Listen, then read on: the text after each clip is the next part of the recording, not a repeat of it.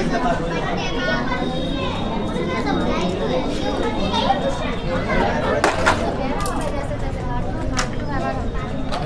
हिंद साथियों, आज हम इस क्वेश्चन को समझेंगे। Angle A angle B mid point A पर पी पर, ये दोनों एंगल कहाँ मिलते हैं? पी बिंदु पर मिलते हैं। एंगल सी की वैल्यू कितनी दी है? 110। एंगल डी की वैल्यू कितनी है? 40। We know that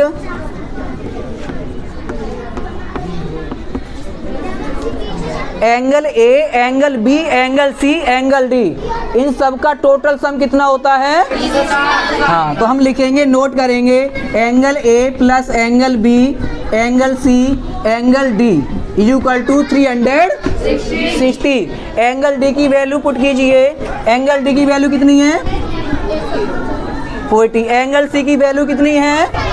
110। अब angle A plus angle B बराबर 360।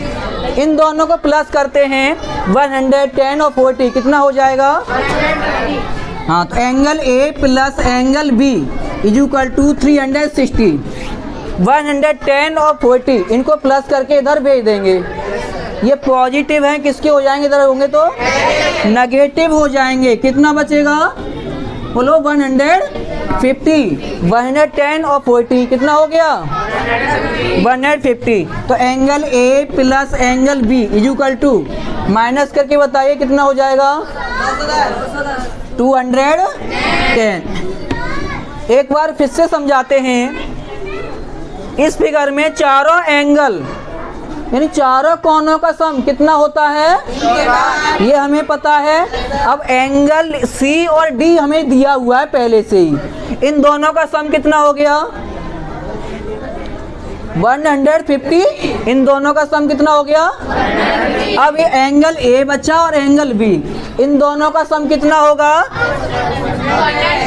210। अब दो व्यक्तियों के पास 210 रुपए हैं और दो लोगों में बांटने बराबर बराबर, तो कितने कितने के होंगे?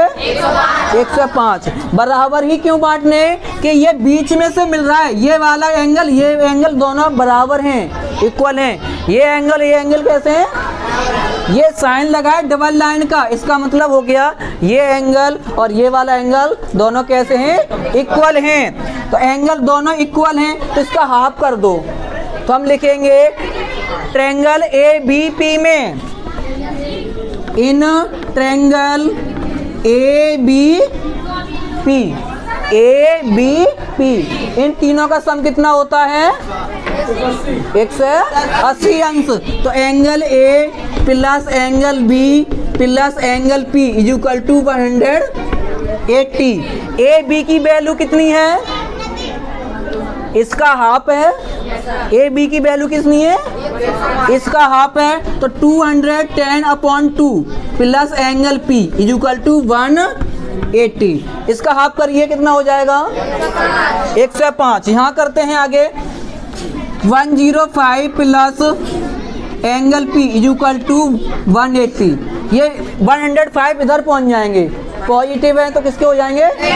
नेगेटिव हो जाएंगे। तो angle P is equal to 180 minus 105 कितना बचेगा? एंगल पी बराबर 75। किस किस को समझ में आ गया? Very good. जिसको समझ में नहीं आया एक बार फिर समझाते हैं। इस फिगर में कितने एंगल दिए हैं? 4। चारों का सम कितना होता है? 360 होता है। इन दोनों का टोटल कितना हो गया? 150 हो गया। और इन दोनों का टोटल जो बचा हुआ वो कितना होगा? 210। अब ये वाला और ये वाला दोनों हाफ हाफ हैं, तो हमने इसके क्या कर दिए? हाफ कर दिए।